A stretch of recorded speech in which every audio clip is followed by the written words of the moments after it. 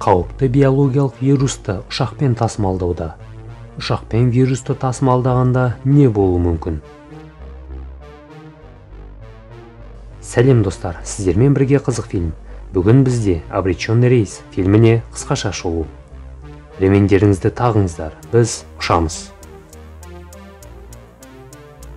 Корт авиакомпаниясының жолаушы ұшағы Лос-Анджелес-Париж рейсін орындауда. Жас стюардессалар әлемнің ең романтикалық қаласы Парижде болатын өздерінің жоспарлары туралы әңгімелеседі. Осы кезде пилоттар ұшақтың бортына салған арнайы жүк туралы сөйлеседі. Капитан Рей оның үкіметтің жүгі екенін және оған тіпті қаруланған күзетті қойғанын айтады. Егерде жүкпен байланысты бір қиындықтар орын алған жағдайда, доктор Беннер мен доктор Себастьянға хабарлау керек. Ұшақтағы бірінші кластың ішінде профессорлар бір-бірімен келісе алмай тұр. Капитан Рей үшін бұл соңғы рейс екен. Жолаушылар неше түрлі адамдар. Гольф ойынының атақты ойыншысы Уильям Фриман және оның Анна есімді әйелі. Фрэнк деген қылмыскерді ұстап алған офицер Труман Бэрроуз. Париждегі демалыстарын жоспарлаған жастар және діни әйел. Ұшақ командирі келе жатқан турбуленттілік аумаққа кіріп жатқандығын айтып, барлығына өз орындарына отыруын сұрайды.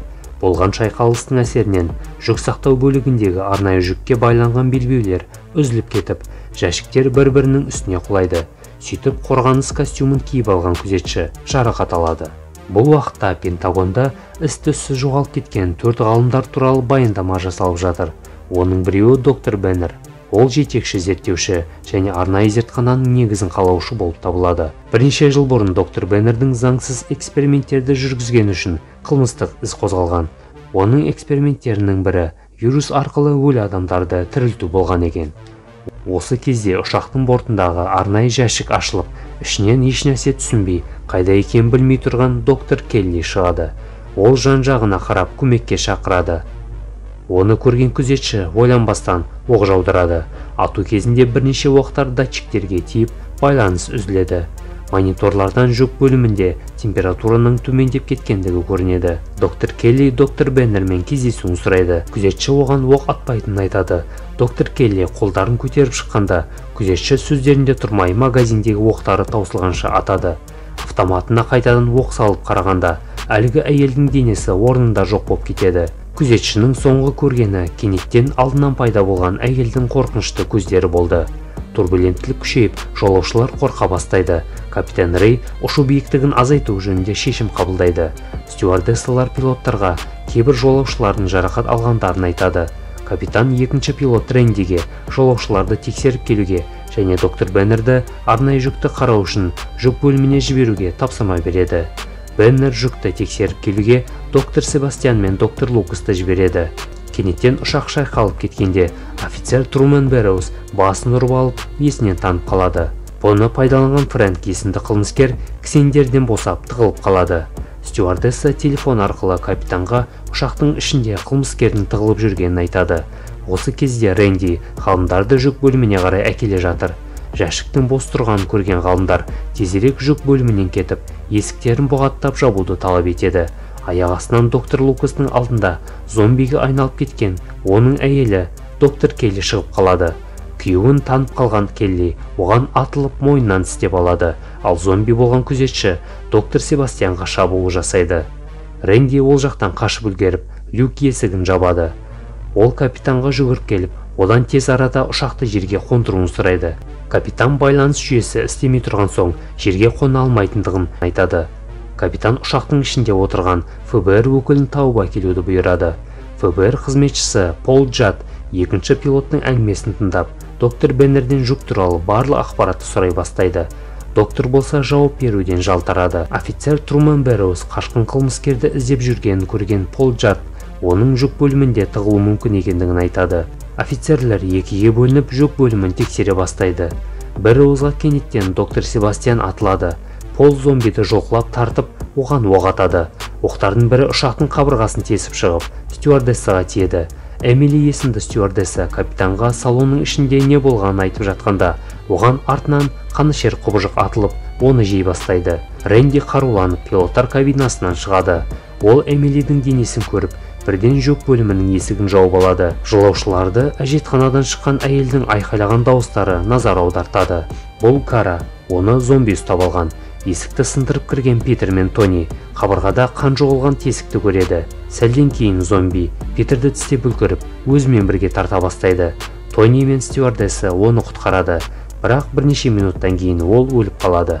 Меган есімді стюардесса бұл жағдай туралы капитанға хабарлайды. Рэй болса ұшақты бұратындығын айтып, алайда алда дауыл арқылы өтетінін ескертеді. Сол үшін жолаушыларды орындарына отырғызуына тапсырма береді. Өліп қалған Эмили орнынан тұрып, шыңғыраған дауыс шығарғаннан кейін Рэндидің мойнынан тістеп алады. Бұны көрген доктор Беннер пилот кабинасының есігін тоқылдата бастайды. Ол ұшақтағы жолаушылардың бәріне қауіп төніп тұрғанын түсінді. Меган жарақат алған Стейсиді қалтырып, жолаушыларға қарай кетеді. Ал осы уақытта салонда хаос болып жатыр. Зомбилер ұшақ қабырғасын жарып, жолаушыларды біртіндеп алып кете бастайды. Уильям Фриман есі ауысып кеткен доктор Беннерден не болып жатқанын сұрайды. Доктор паникаға түсіп, не айтарын білмей тұр. Ол тек бір нәрсені қайталап тұр. Тығылу керек, тығылу керек. Салонға біртіндеп зомбилар кіріп келеді. Пол мен Труман жолаушыларды құтқарамыз деп тапаншадан оқ атуда. Алайда зомбилар бірнеше минутқа ғана өліп, сәлден кейін тұрып қайтадан атыла бастайды. Меганға баяулап қанішерге айналып кеткен Стейси жақындап келе жатыр. Оны дер кезінде от сөндіруші құралмен ұрып соғып, Меганды қашқын қылмыскер Фрэнк құтқарып қалады. Ал бұл уақытта Пентагонда доктор Беннеттің шығарған вирусты талқылау үстінде. Оларға Беннет пен оның командасының Парижге ұшып бара жатқаны белгілі болды. Вирус сілекей арқылы басқа адамдарға жұғады және оған қарсы дәрі мен вакцина шығарылмаған. Генерал президент өкілінен жолаушылар ұшағын адамдар шоғырланған жерге қонбағанша атып түсіру туралы бұйрық беруін сұрайды. Өйткені вирустың таралуына жол бермеу керек. Фриман, доктор Беннер және тағы бір жолаушы әйел вентиляциялық шахтаға тығылды. Жарақат алған Рэнди пилот кабинасына қарай жүгіріп келеді. Оның даусын естіген капитан есікті ашып қалғанда Рэнди зомбиге айналып үлгереді де капитанға атылады. Фрэнк пен Меган салон есіктерін қорғап тұр. Ал Труман мен Пол әлі де зомбиларды қырып жатыр. Осы кезде қанішер құбыжықтар вентиляцияның ішіне еніп, Фриман мен доктор Беннеттің артынан қудалап келеді. Зомбилардан құтылу амалын іздеп жүрген Фрэнк тоқ қалқанын ашып, бірнеше сымтарды жұлып тастайды. Оның әсерінен салонның барлық электр тоқтары ажыратылады. Фриман мен Беннер Пол мен Труман жасап қойған баррикадаға қарай жетеді. Жолаушы ұшағын атып түсіруге бұйрық берілді. Бірнеше шабуыл жасаушы ұшақтар борттың ізінен ұшып келеді. Оқтар болса таусылды. Труман күзетшінің қаруын алып алу үшін төменгі бөлікке қарай түсуді жөн көреді. Ол үшін Труман ұшақтың қабырғаларына зақым тимейтіндей етіп, қолдан бомба жасайды. Автоматты тауып алған Труман Бэрроуз жоғарға қарай көтеріледі. Ұшақтың терезесінен шабуыл ұшақтарын көрген жолаушылар, егер де олар тез арада ұшақтың ішінде тірі адамдар бар екендігін білдіртпесе, ұшақты атып түсіретіндігін түсінеді. Ол үшін жолаушыларға пилоттың кабинасына дейін жетуі керек. Жолда зомбилардан қорғанып келе жатып, Фрименнің әйелі Аннаны тістеп алады. Ешкім оған мән бермей, кабинаға баруды жалғастырады. Бұл уақытта ұшақты айналып келген шабуылшы ұшақ кабинада пилоттардың жоқ екенін көріп, бұл туралы басшыларына хабарлайды. Оған ұшақты атуға бұйрық беріледі. Өз тобынан ажырап кеткен Фримен және Анна зомбилардың қоршауында қалып қояды. Оңайлықпен берілуді қаламаған Уильям Фримен ұшақтың люгін ашып жібереді. Оны және зомбиларды сыртқа қарай тартып әкетеді. Зомби болып кеткен Беннер қозғалтқышқа кіріп кетеді де ол жарылады. Рацияның істемей тұрғанынан жолаушылар сигнал бере алмай тұрады. Ал ракета жіберіліп ұшаққа қарай ұшып келе жатыр. Автопилотты қосып, Фрэнк ұшақты басқаруды өз қолына алады. Ол ұшақпен бұрылып қашпақшы болғанда, ракета ұшақтың құйрығына соғып жарылады. Ұшақтың қашып бұрылуын көрген шабуылшы пилот бұл туралы басқармасына хабарлайды. Әуе ұшағы құлап барады. Салондағы жарылған қабырғадан зомбилар ұша бастайды. Фрэнк ұшақты аман-есен жерге қондыра алады. Тірі қалған төрттік күн батысына қарай жүріп кетеді. Олар бірнеше зомбидің тірі қалғанын білмейді. Бұл әлемді қанішер құбыжықтар басып алады дегенді білдіреді.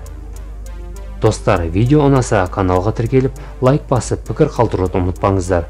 Қызықты фильмдерде кездескенше.